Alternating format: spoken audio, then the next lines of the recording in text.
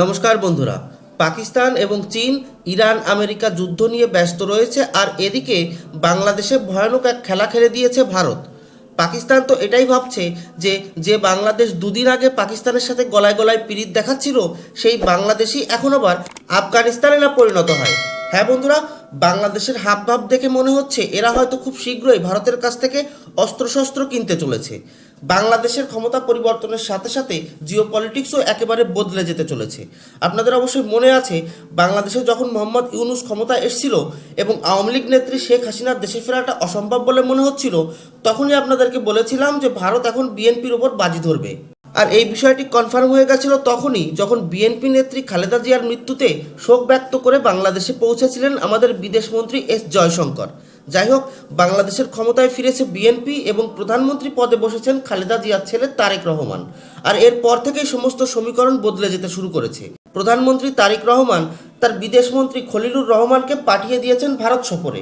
বাংলাদেশের বিদেশমন্ত্রী ভারতের বিদেশমন্ত্রী এস জয়শঙ্করের সাথে বৈঠক করেছেন।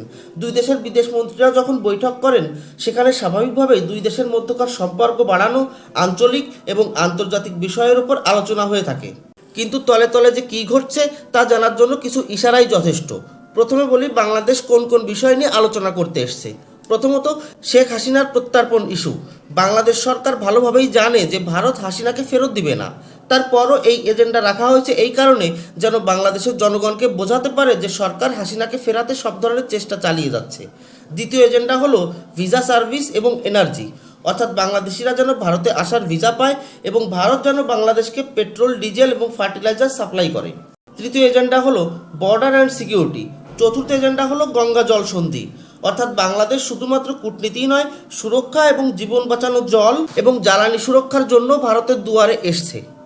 বাংলাদেশি বিদেশমন্ত্রী ভারতের বিদেশমন্ত্রী এস জয়শঙ্কর, বাণিজ্য ও শিল্পমন্ত্রী পীয়ূষ গোয়েল এবং পেট্রোলিয়াম ও প্রাকৃতিক গ্যাস মন্ত্রী হরদীপ সিং পুরীর সাথে বৈঠক করেছেন।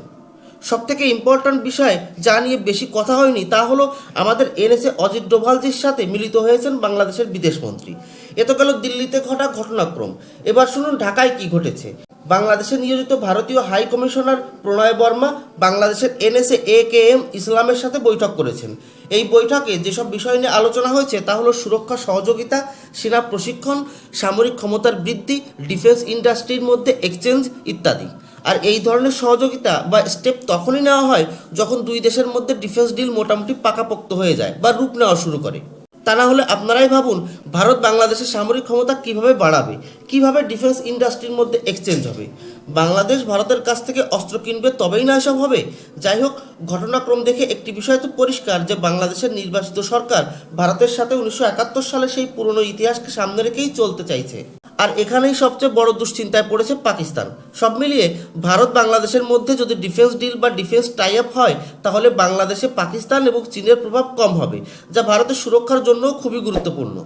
এ বিষয়ে নতুন কোনো আপডেট আসলে সঙ্গে সঙ্গে আপনাদেরকে জানাবো, তাই অনুরোধ রইল চ্যানেলটি সাবস্ক্রাইব করে রাখবেন। ধন্যবাদ।